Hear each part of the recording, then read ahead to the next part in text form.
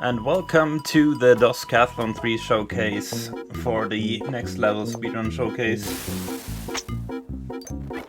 Took a little bit to set up, but now we're finally ready.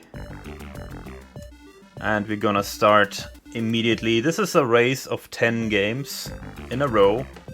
They all have different goals, and I'm going to go through them as we go. And with no further ado, we're gonna start the race.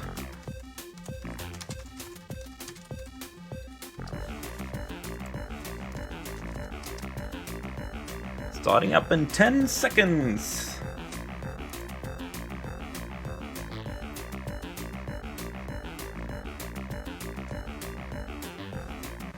And we're off.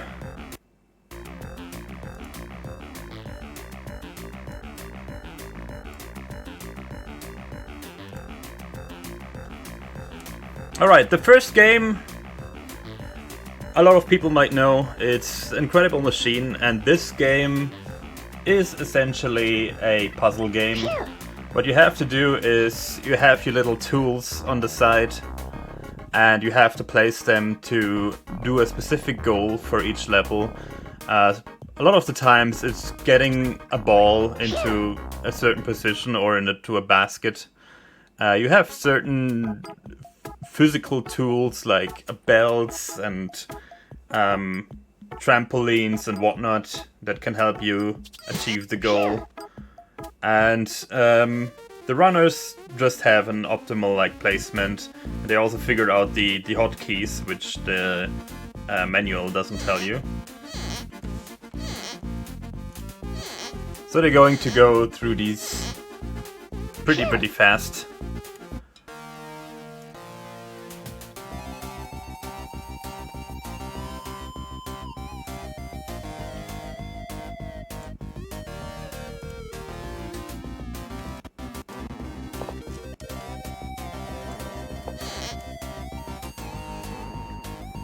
This is a very nice game to pick up. The goal here is to just beat 15 levels.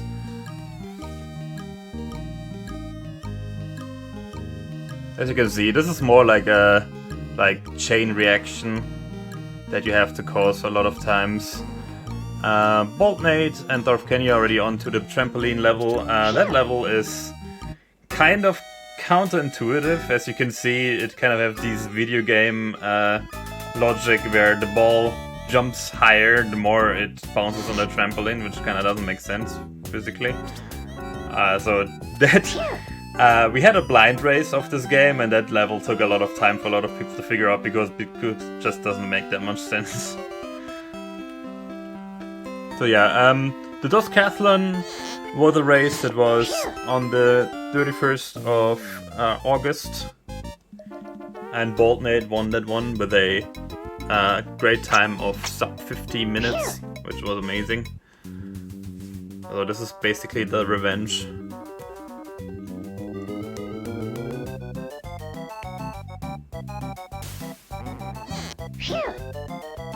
And all of these races have been in the first DOScathlon race. DOScathlon, like in the first DOScathlon 3 race, that is. DOScathlon is basically yearly, so if you want to join next year, you can. It's made for beginner speedrunning a lot of the times. Oh yeah, a lot of people loved Rebel Assault 2. It was probably the most anticipated game in the whole list.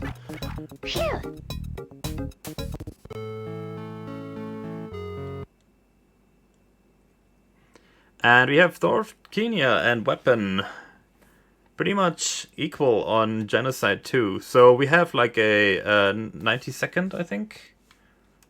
A 90 second or 30 seconds, I'm not sure, delay between each games to have people set up their game.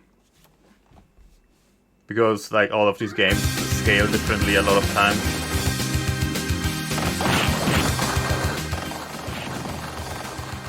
And this is Genocide 2, a game that probably not many people know about.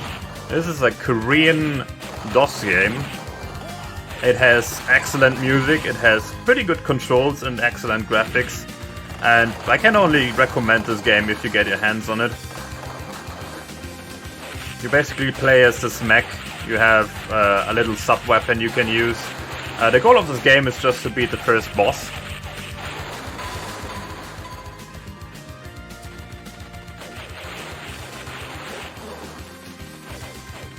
Yeah, it plays very well. You have like a little double jump, you have your sword slashes in all directions.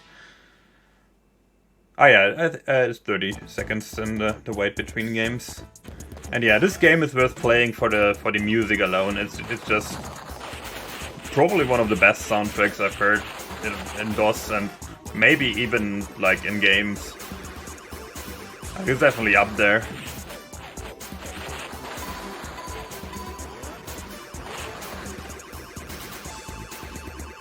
So yeah, as you can see, the EvilCommieDictator is using, and everybody else is using, that little sub-weapon, which is that floating ball. You can charge that up for a pretty powerful shot. Your sword does a little bit less damage, but that power-up is just so useful. And as you can see, they want to get to the right side of all of these enemies so they can slash them all at once.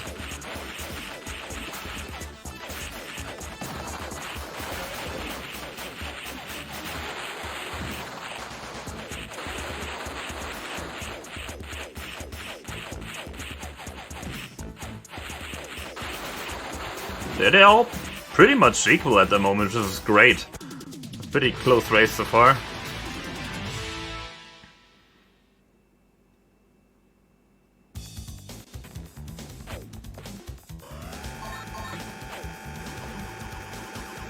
Baldnate coming up on the mini-boss. I think Weapon beat that already. And ThorOfKenya is already on the boss that has to be beaten. This boss is a little bit tricky to figure out, in that he only opens his weak point on the back if you jump on his back, kinda. Otherwise, this boss can be pretty brutal. Like, he does a lot of attacks that will just stun lock you. Now, Weapon is coming up to the same boss, and ThorOfKenya already onto Worms. And then the goal in Worms is to just beat the computer in one match. That's a 4v4 against the normal standard AI, which just has the default settings, default weapons, everything default. They can, however, choose whatever seed of level they want. Bible Sump seems to be a very good seed for them, because it has that little bridge, and you can one-hit KO people if you throw them in the water, and that's why bridges are pretty good. They also will probably use the sudden death mechanic, because that reduces every worm to 1 health. And that, of course, is very useful if you want to take out the CPU as fast as possible. We have a little bit of a hiccup here for the commentator. I think it solved itself.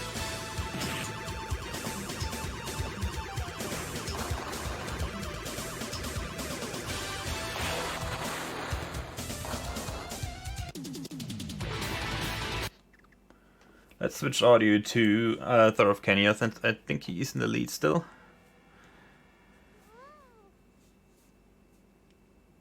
So yeah, maybe I should have kept this out, since Worms doesn't really have a soundtrack by itself. But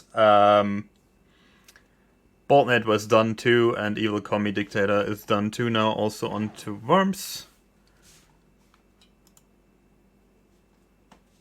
Still very close race. They're only like 1 or 2 minutes apart from each other at most.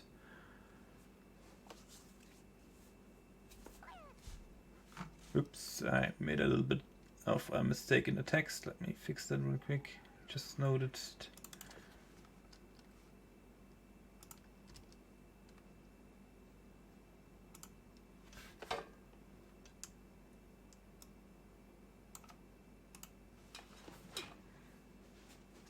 So yeah, Worms is also a game that a lot of people had trouble with that never played a Worms game before, or a game of that kind of sub-genre that pretty much Worms was the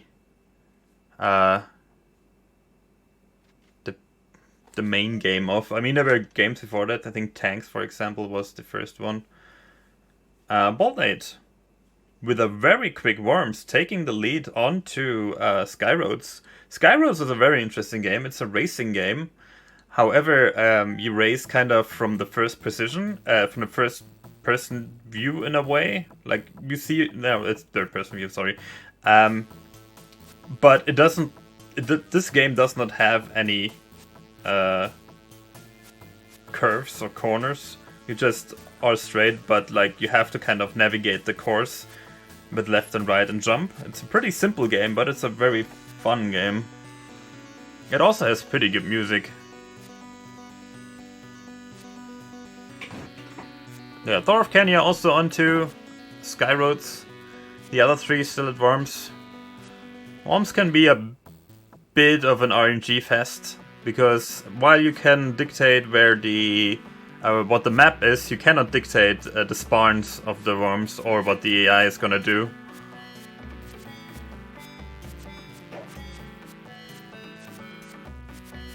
Yeah, I'm sorry about the small screens, so the layout is a little bit hard to fit 5 people on.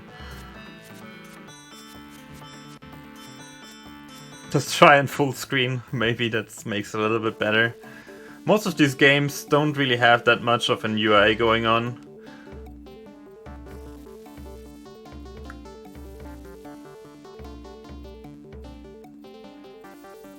So yeah, Skyro is also a pretty good game to just pick up and play. It's very, very arcadey in that sense. It just has left, right, and jump. And of course you can accelerate and decelerate. That's in the later levels you also have to deal with your oxygen running out, because that means you can't go as slow as you want, or fuel. But there are platforms where you can refuel and regain your oxygen. These runners figures out that the goal on this is beat 9 courses, and they are free to choose whatever courses they want, but they figured out very fast that the fastest courses to beat.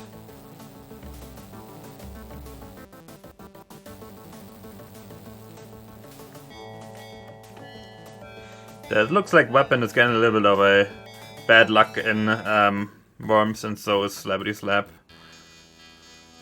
Even though slabbityslab, I think, just finished Worms, so he's now on to Skyroads 2. So now only Weapon remains in Worms, having the bad luck. He was up there, he was second place, and now unfortunately fallen to last place because of the bad RNG in Worms that happens.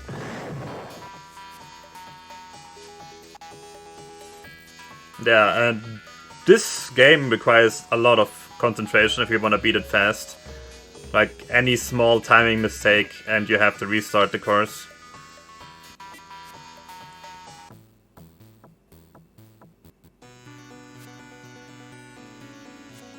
But yeah, I mean, we would have done 9 if we had 9 races, but it's more about, like, finding the races.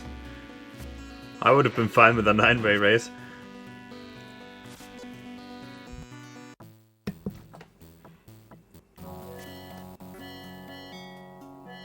Maybe next year we get 9 races for DOScathlon. The blind race actually had over 15 races in it, I believe.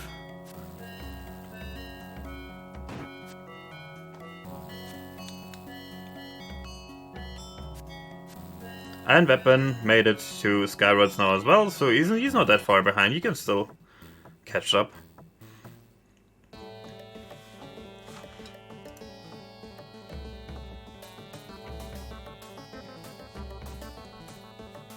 And baldnate, the first one on to Settlers 2.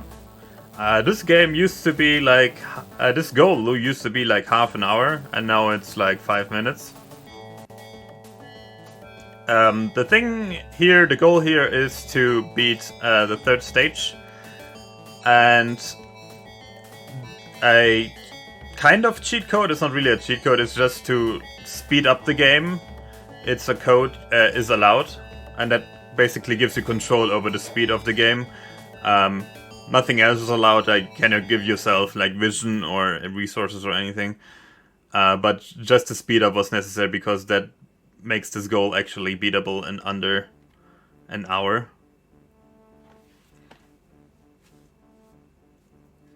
Yeah, a lot of people had trouble with this goal too, because like it's just like a pretty different style of game compared to platformers that speedrunners usually are used to. This is like a pure strategy game. It's not really an RTS in that sense, even though it kinda is. It's kind of a mix, I would say, between an RTS and a simulator almost. Yeah, I'm not sure what the genre is called. Well, first of all, you're allowed to use the speed changing, so that made it a lot faster. And the other thing, like, it still was half an hour with speed changing at first, but people figured out how to they basically structure the game into build phases and then speed it up. And the faster you can make it to the enemy, the less the enemy has actually built. So you can save a lot of time by just making it to the enemy as fast as possible, ignoring pretty much anything else on the way. They're not caring about efficiency or anything of their roads. They're just racing to the enemy at this point. Alongside building some coin production so their soldiers get upgraded.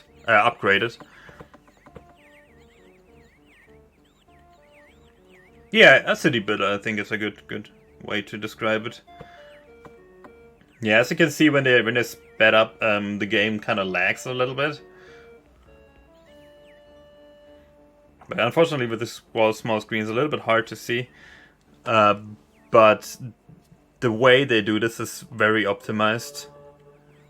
Like they're changing a bunch of settings so their soldiers. Like, you can only indirectly control your soldiers. You never have direct control over your soldiers. You cannot order them to go somewhere. You basically cannot do anything directly in this game. You always have to do it indirectly. All you can do is place buildings and then left click on an enemy building to say attack it. And if there are any of your buildings with soldiers in it close enough, they will attack it automatically. Like, you have no control over anything else. And this is basically the game. The rest is just road placement and what you build at what times. And yeah, this game is pretty hard to figure out. And just having, like, the hardest thing about this game is that any mistake is not directly visible at first. And when it becomes visible, it's usually too late already. And you will lose a ton of time when that happens. If you run out of soldiers or a resource, it takes a lot of time to catch up on it. There's also a little bit of RNG involved in this goal, in that the goal is to have a gate at the end of the map inside of your territory, and sometimes the computer already has that goal in his territory, so you can just take over their buildings and you beat the goal. But sometimes they don't, so you have to build your own barracks at the end, which costs you a little bit of extra time. Especially if you don't have the last soldier ready, it sometimes can cost you a lot of time. Seems like Weapon caught up and overtook slabbityslab and is now on Settlers 2 as well.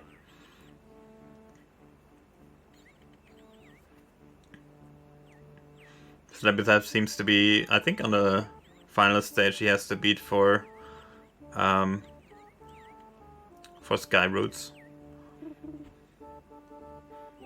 And I think baldnate, no, he's not done yet, but he's almost done.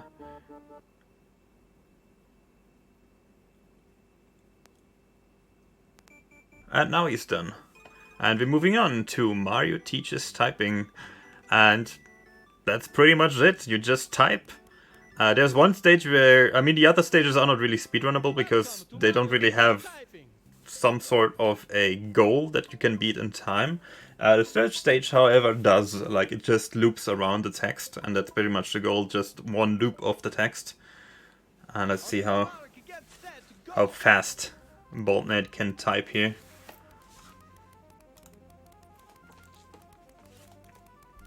You have a nice 60 words per minute, pretty good. Of course, knowing the text already, it's always the same text. that of course helps you a little bit typing faster.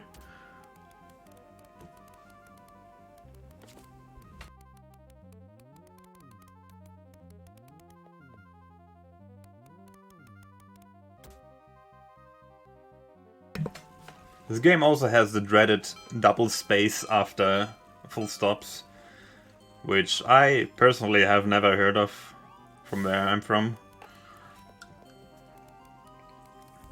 So that was a bit odd to learn for me.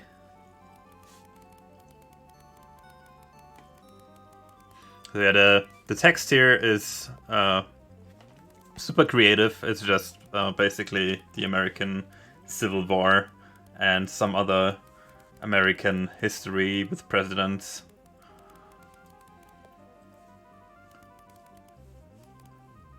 Doesn't go into the details very much.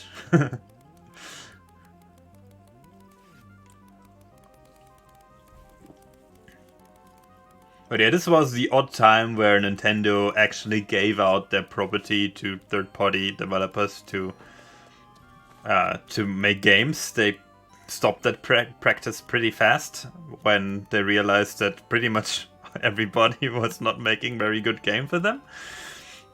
Like, you have these gems like Mario's Time Machine, Mario's Missing, this game of course, you have the Philips CGI games, Mario Hotel I think, then the 2 Zelda games, no, the 3 Zelda games even I think, Link, I don't know the names, Wand of Gamelon or something. Then you have Zelda's Adventure, which are all interesting games for what they are, but yeah, it's not exactly Nintendo quality.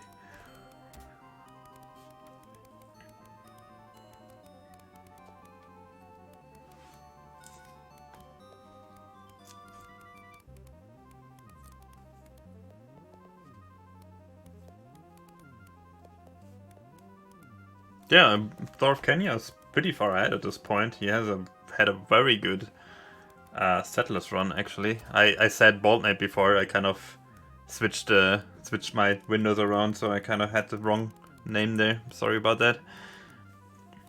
Yes, Wand of Gamelon, Faces of Evil, and Zelda's Adventure. Definitely worth checking them out if you don't ever heard about them before, because they have some very entertaining cutscenes, to say the least.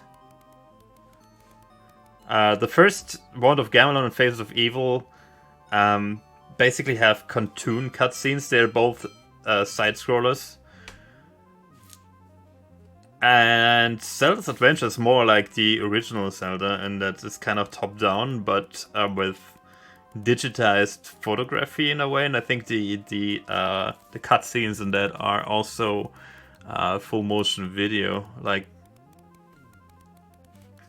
that was also the good time of where games had actual actors. I love that. I love games that have that. The FMV.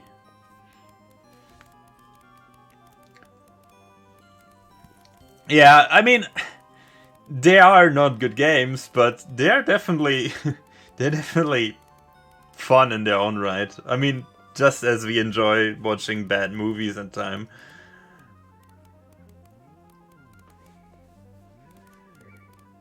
It looks like baldnate is also on Mario Teaches Typing now. And I think ThorOfKenya is on the last screen. What's kind of odd about this is that the text loops around in the middle of one of these screens. So in the blind race, pretty much almost everybody played this game longer than they had to, because like it's hard to realize when it actually loops. You just, oh, didn't I type this before already? Oh, damn, I already made a loop. Like, some people even played 2 loops before realizing. Can't blame them. And there, this is where it loops. Like, you see the middle of the sentence there? Yeah, ThorOfKenya is actually playing a little bit more than he has to, I think. Doing the last of the screen.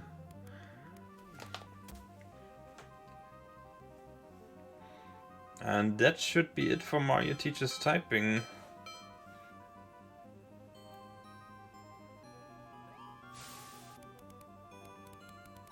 Unless he wants to do a second loop again. That's perfectly fine. Sometimes you're just so focused on this game that you kind of forget, and probably what's happening to ThorOfKenya at the moment.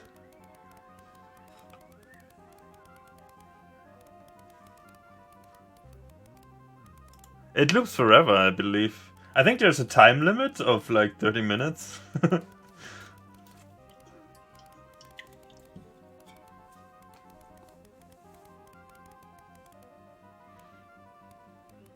Oh, very fast fingers from Weapon and from... How many is this? Oh, baldnate.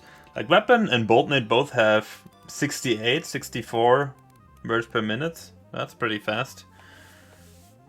They must be using the actual technique for typing, which I don't know how to do.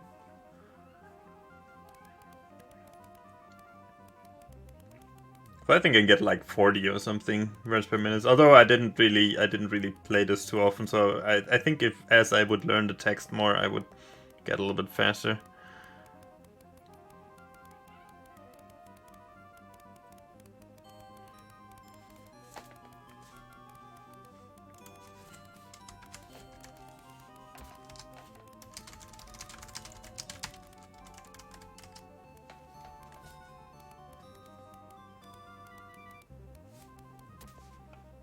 Yeah, they're just gonna stay here for an hour now.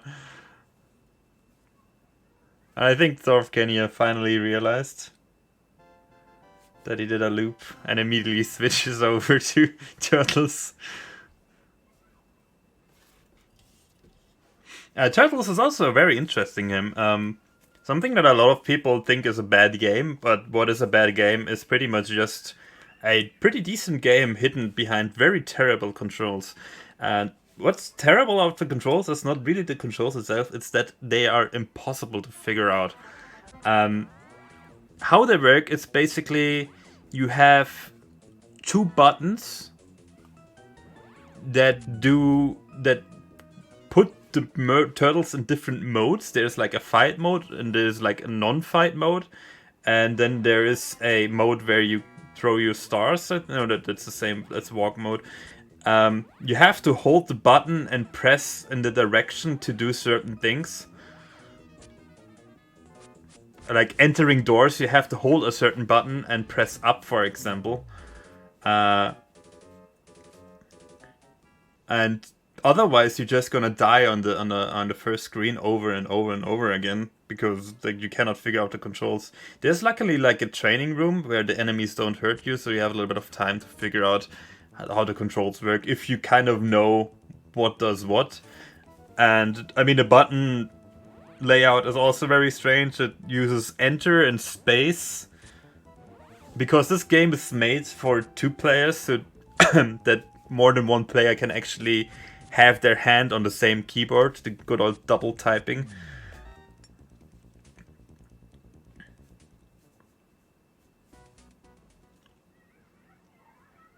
But other than that, basically how the game works is you have a global timer, and if the timer runs out, you game over. Within that timer, you can your turtles can die as much as they want. You take some times to regain health though, and that's basically you go to different stages and just beat the objective. Like the objective in this is just to beat the first 2 bosses, which is fairly quickly, as you just saw. And next game is Cannon Fodder. A more known game. It's a top-down shooter. You basically just point and click. You click where the soldiers go, and you point also where they shoot, in which direction. This game is kind of a war satire game. Very fun game. Very, very nice to play.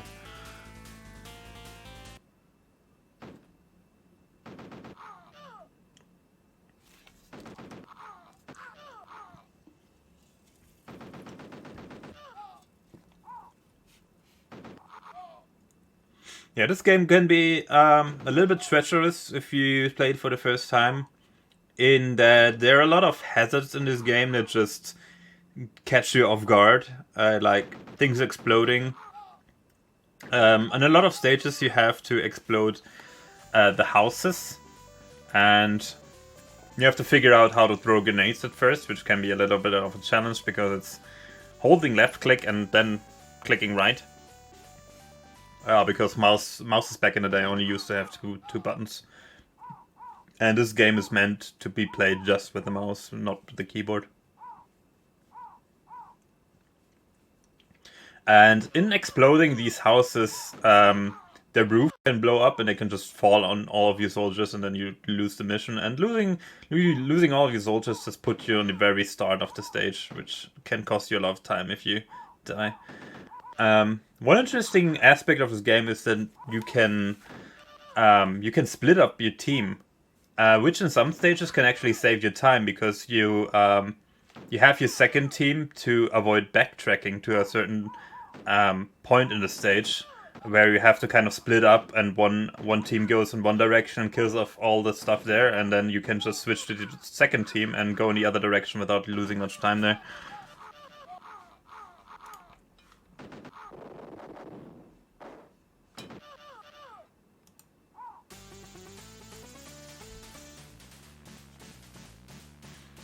Also, another treacherous thing is that the door of houses blow out. So if you stand right in front of the door and blow up a house, you're also dead. Yeah. You can also shoot the grenades. It's a box next to the houses, so once you shoot them, the house explodes, and you think like, yeah, that's what I have to do, right? And then you suddenly see houses that don't have boxes next to them, so you can shoot them, you can blow them up. So you already blown up all of the ammo in the whole map, so you kind of have to at least pick up one in this stage to be able to beat the stage.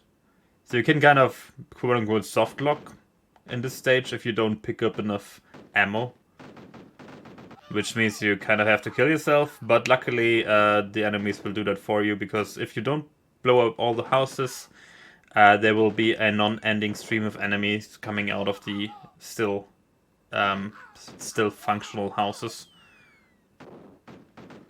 That's a very good play by ThorOfKenya there. He has some good like multitasking between shooting the enemies and throwing the grenades.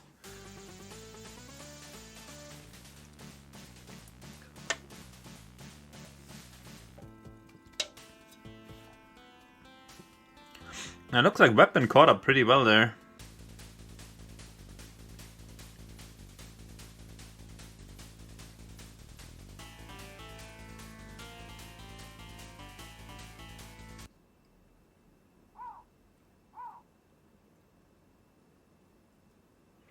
He's on mission 2. He's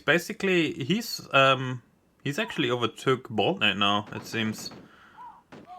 So very good work there. ThorOfKenya still in lead on mission 4 already. The goal is here to beat mission 4, which is subdivided in phases. I think 4 phases for mission 4, so that mission is actually a little bit longer.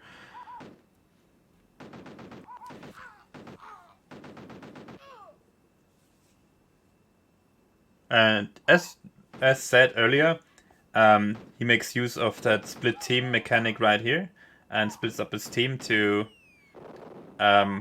kill all the enemies on the left northern side of the map. Then makes his way south, and then after that he will switch to the other team to do the rest of the map, which I think is in a southern... Oh no, that was already the... never mind then.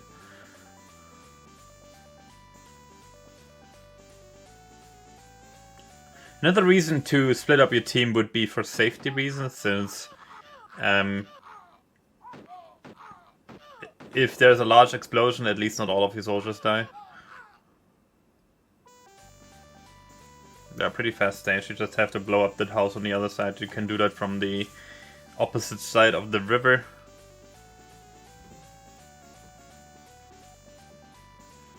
And he's now on phase 3 of 4. So here he's gonna do the same split up mechanic again. go to the left and then to the right, I believe. I'm not sure if there are actually recorded speedruns of this game, for this version at least.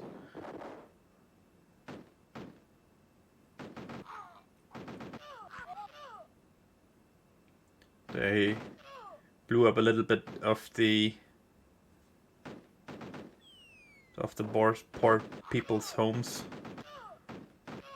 But yeah, this game caused a little bit of controversy. Not that much actually, but there was a little bit of like people calling it disgusting, even though like it's clearly satirical. And I mean, war is disgusting, so why not display it as what it is?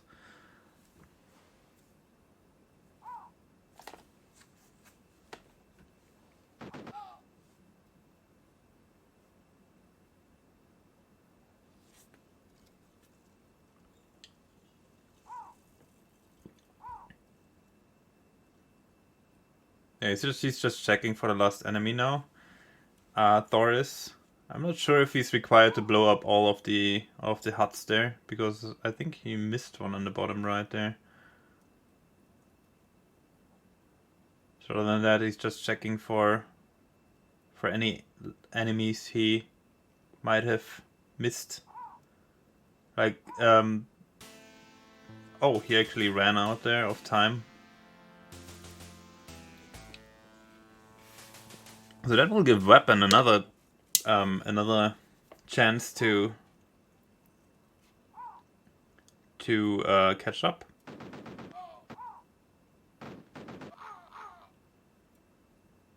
I think he might have missed that. I'm not sure if that all the huts are required, but he definitely didn't get all of them.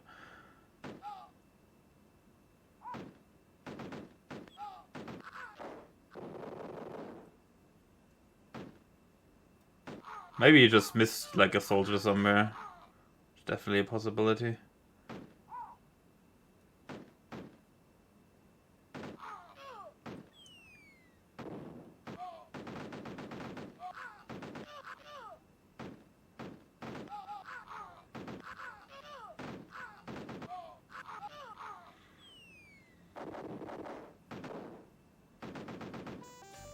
And there we go, he just beat it easily this time. And Weapon is on the same stage he just was, so it's getting close here. And this is the last phase of the final mission they have to beat. Just gonna blow up this house from here. There is a landmine on this map, which everyone runs into the first time they play this. He's gonna just blow it up and avoid it that way. They're pretty hard to see, they're just like a little white dot on the map. And there are a lot of little white dots on the map. And the first time you just run in it, you just wonder what the heck happened. And there was something happened there. I think he tried to throw a grenade, but it kind of exploded on its own soldiers. So now he has to be careful, he only has 2 soldiers left. Which, believe it or not, makes the game kind of easier. Because soldiers tend to like get stuck on stuff. But he got no problem beating it, and now he's on to Rebel Assault, the favorite game of all of the Blight runners. We are doing custom difficulty here. The goal is to beat 7 chapters. This is also a kind of like an FMV game with full motion video, and I think this is a better movie than whatever the last Star Wars movie was. Last Jedi? Yeah. No, is Last Jedi the new one, or... I don't remember.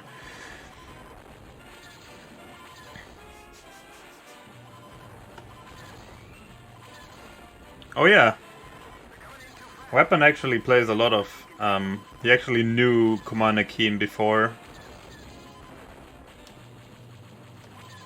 Now this might come down to Commander Keen at the end.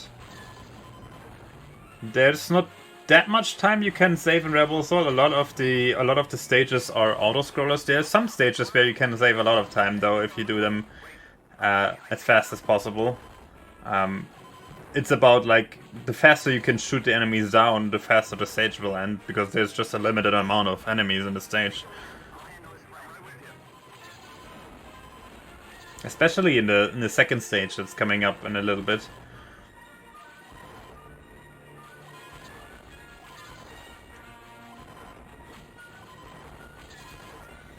Oh, it's great. The cutscenes in this game are great. I think they got the original costumes from the original movies for Darth Vader and all the stormtroopers even.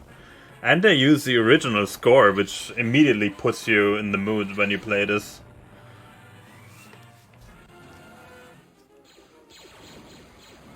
Yeah, this game was one of the first one where I personally saw a video in a video game, which just blew my mind back in the day. Oh, he even made a little smiley face on the wall back there with his shots. Thor did. So yeah, you can save a lot of time on the stage if you just are fast enough switching between them. If you don't have to like go into cover too much. If you just can tank the shots, which is a little bit dangerous if you take too many hits. But it's definitely faster. Because there's, as said, a limited amount of enemies in this stage. So the faster you can kill them all, the faster the stage will end.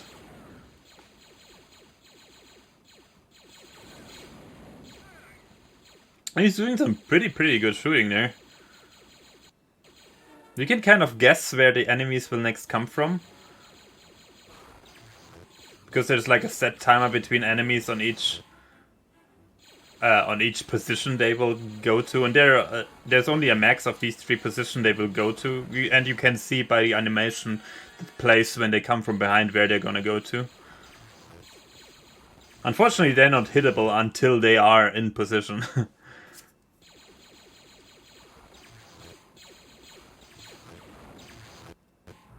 And that's it for stage 2. Now the treacherous stage 3. This stage is terrible in controls. Imagine your mouse cursor being on the screen, and if your mouse cursor is not exactly centered, the Millennium Falcon will just go off and hit walls over and over again, and you're dead within 2 seconds. And you kind of have to guess where your mouse cursor is.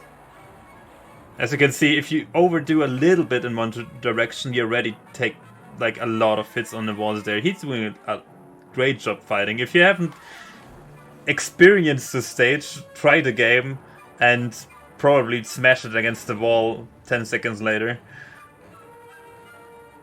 Like, this is extremely hard. It's maybe a little bit easier with joystick, even though I don't think it really is. And this is where the custom difficulty comes in even. Like, on harder difficulty, you can take like 3 hits or something until you're dead. This section is a little bit easier. When it shows the arrows on screen, you just have to be in that direction compared to center. So if you're just a little bit, if the arrow points to the left and you're just a little bit left of the center, that's enough for it to count. So a lot of times people would overdo the directions, and that makes you of course miss the enemies that come up on screen, which is not that important in this stage, but there's a stage coming up where there are mines, and it actually is a little bit important that you kind of take out a lot of mines, because they do a lot of damage to you.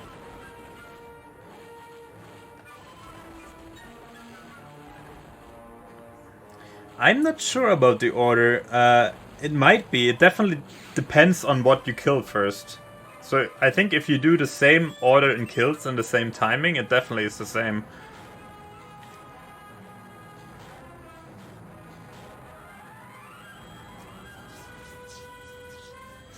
And we have Weapon and Baldnate also on the Millennium Falcon stage.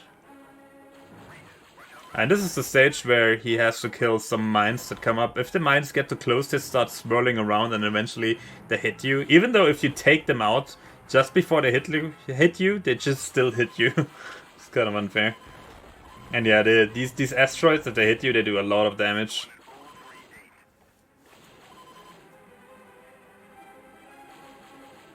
But yeah, they're just breezing through this game right now. Like, once you get the hang of this game, it's actually not that hard.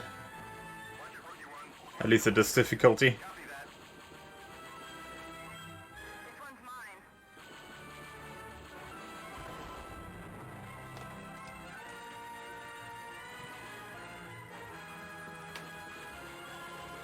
Yeah, as you can see that the mine started to swirl around. He did get it before it became dangerous though.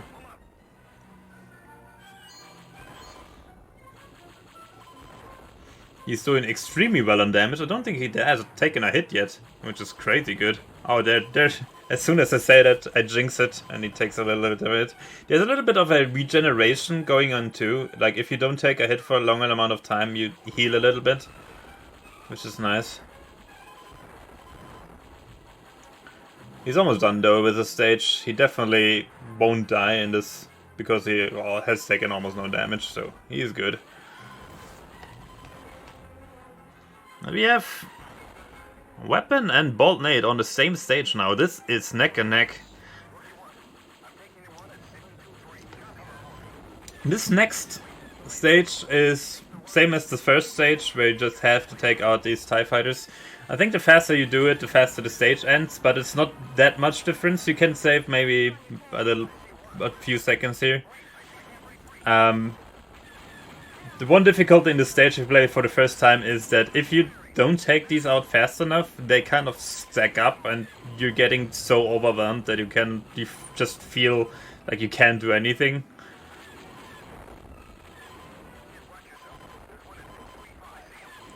And another thing is that you can hold down the button, which will continuously shoot the weapon, but mashing is actually faster here.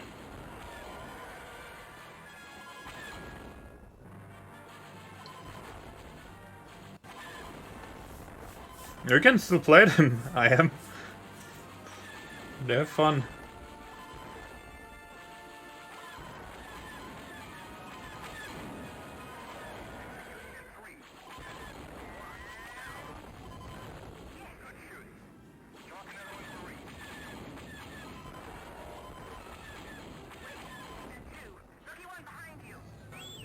There we go, he's done with that.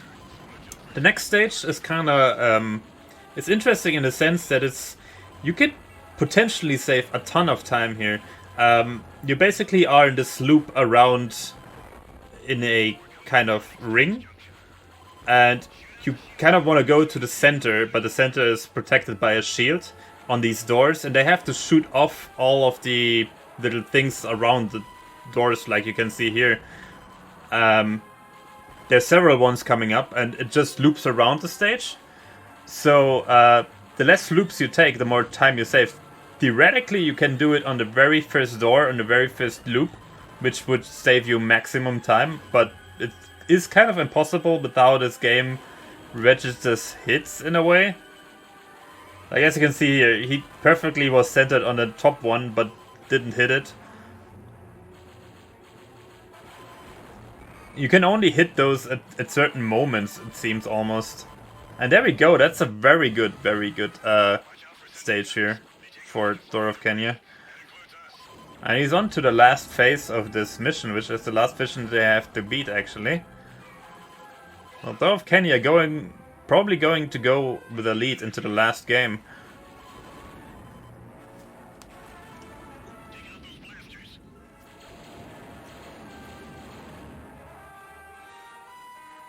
Meanwhile, a weapon and baldnate on the same stage. Let's see if they have an equally good stage here.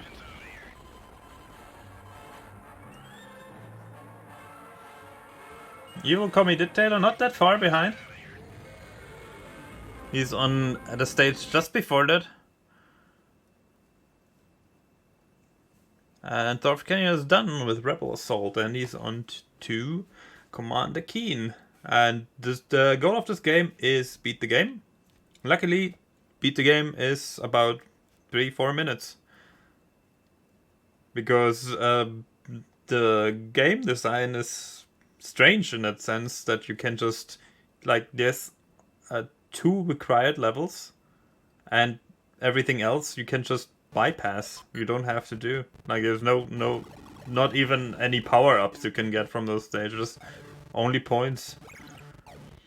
So yeah, now enjoy the beautiful sound of speaker sound. I believe this is the last Keen game made in that particular engine. In this game, Uh, you have your blaster, and you also have a pogo stick, which lets you jump a lot higher. The controls of the game are kind of strange, and personally I don't like them very much because your jump is very delayed. And once you jump, it's hard to correct what you actually did.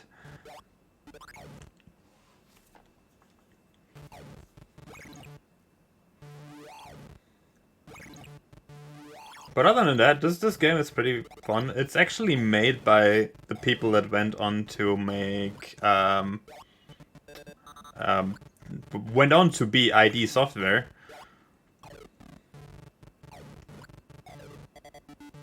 And you can kind of see the resemblance of that, like, you can see the resemblance of their game design and there being keycards for colored doors. Which you might remember from games like Doom, for example.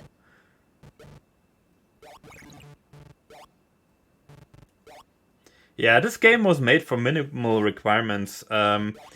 Originally, they actually made a clone of Super Mario Bros. 3 and showed that to Nintendo.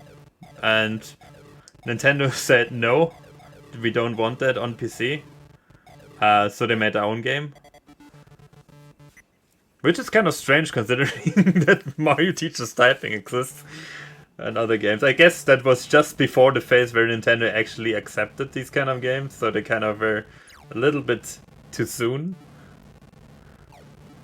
And there we have ThorOfKenya already on the last boss. He just bypassed everything.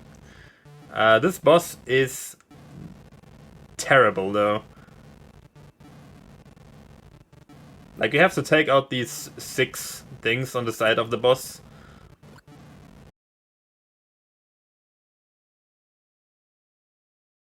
And he just keeps on making this sound, and you have these random guys in the middle just shooting at you. Your ammo, by the way, is limited, so you only have a limited amount of shots there. Just gotta be careful to... There we go, very well done. Just need to hit the heart now. And that's time for ThorOfKenya with a 52-10. Very well done.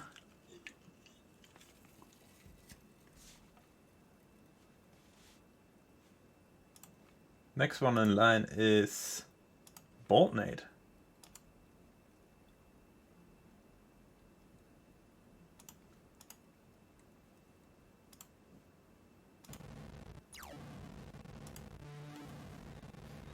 Yeah, you will be enjoying this little sound for a little bit.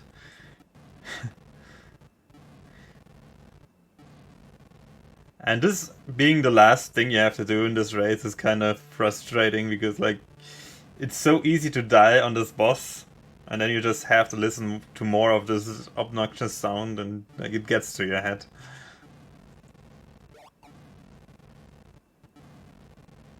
But it seems like baldnate does very well here. Just has to hit the heart.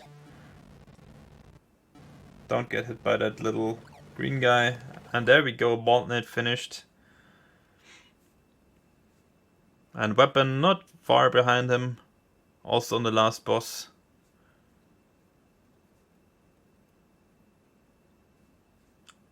And with a very good last boss, also finishing just seconds behind baldnate.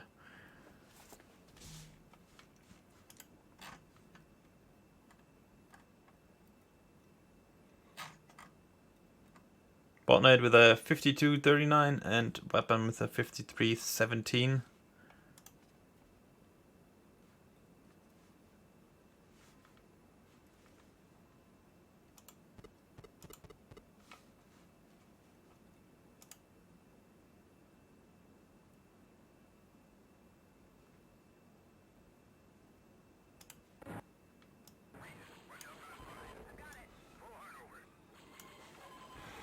Now we have the race between EvilCommieDictator and slabbityslab.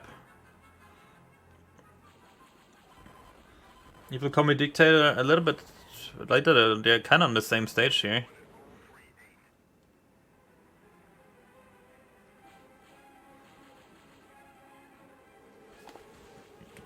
Yeah, GG to all the racers. Very good race there. It was pretty close. The first and second Commander Keen are actually not that short. They all require a lot more levels, and the second Commander Keen is actually brutal with its level. Like, it has some levels that are incredibly hard. They require you to do some very precise jumps.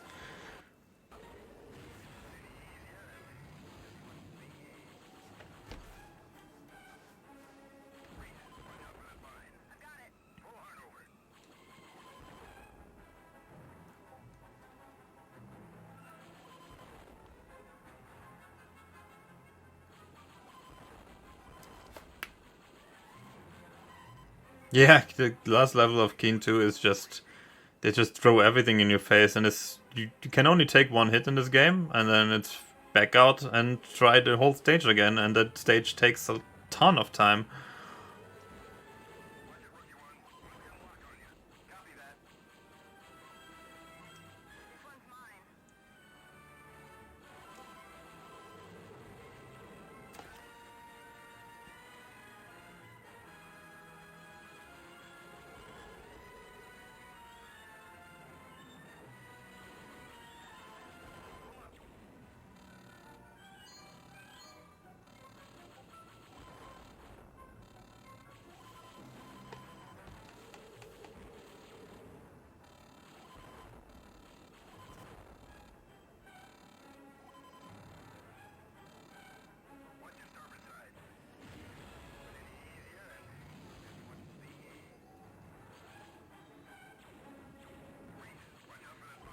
There we go.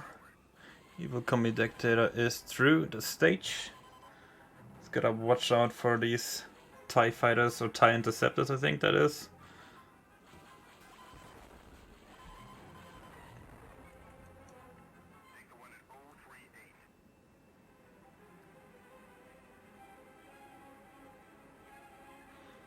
And it's now in the last mission. The mission with that little loop. Don't really have to care about health, luckily, in that stage that much.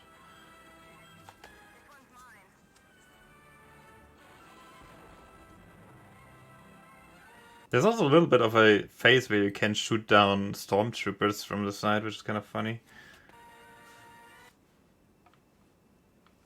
Fortunately, a little bit of buffering going on here from me.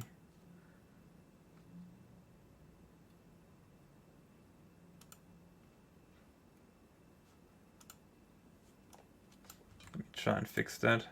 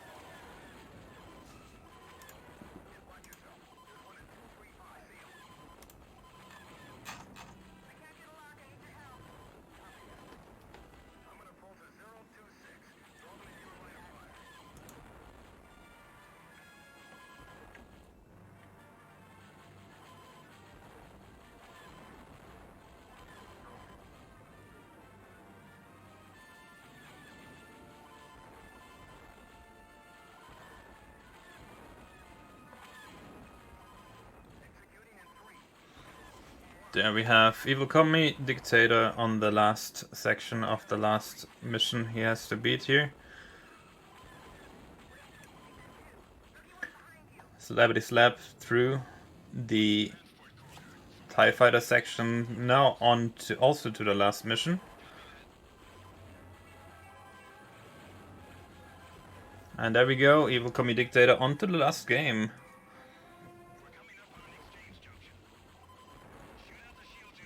I think this will come down to the last boss of Commander Keen. Because that can definitely be a little bit of a showstopper.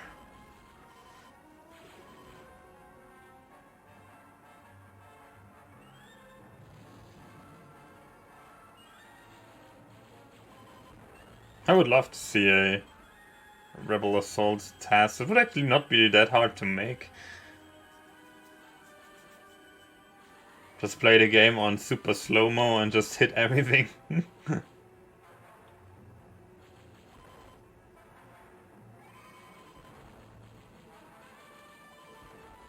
Oh, EvilCommieDictator actually skipping the little alien lady. A lot of people opt to take her out because she can be kind of a nuisance.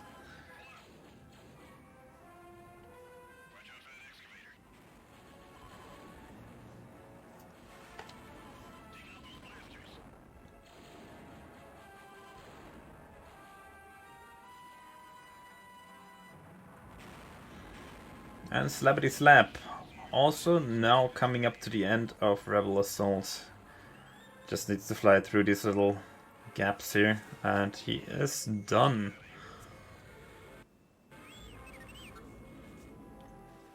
Also on to Commander Keen 3. Meanwhile, EvilCommieDictator now onto the Volcano Stage, which is a pretty complicated stage. It's super long unless you actually go over it, which you can in this game. And it's also, I think, intended because they put that little cloud there, which you can stand on. So you can just skip the whole stage by walking over it. Which is very nice, because this stage is huge.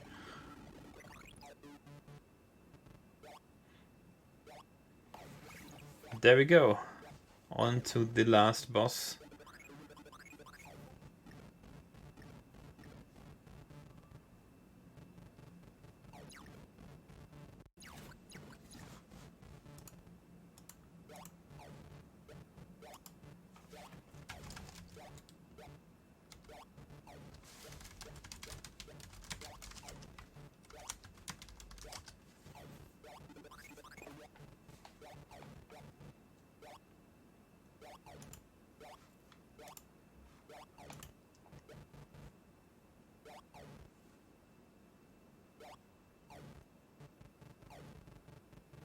I gotta be careful with the stomping.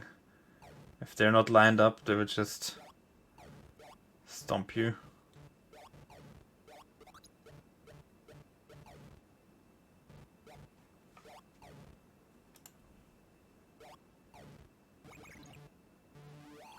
That was a very fast takeout of these things. A very fast right side there from EvilCommieDictator. GG, very well done.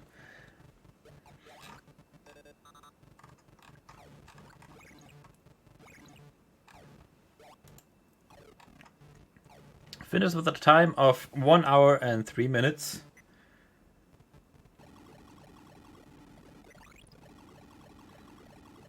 And now we have slabbityslab coming up to the volcano stage, which, as mentioned, you can just walk over.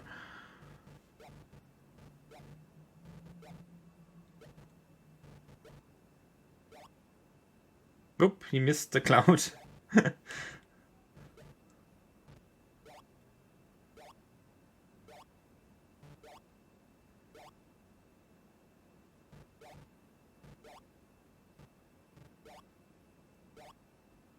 There you go, he's on the cloud. And now making his way over the volcano.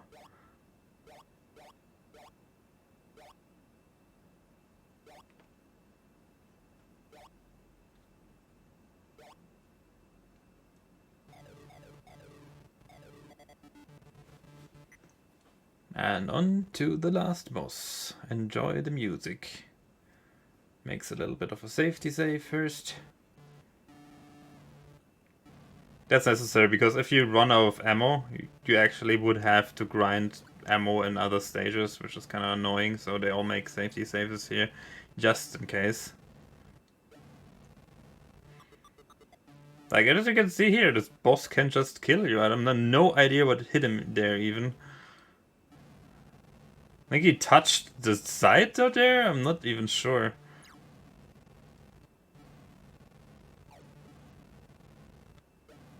Game just decided to kill him. And yeah, these little things can be super annoying. You cannot shoot the thing if like the hand is above him.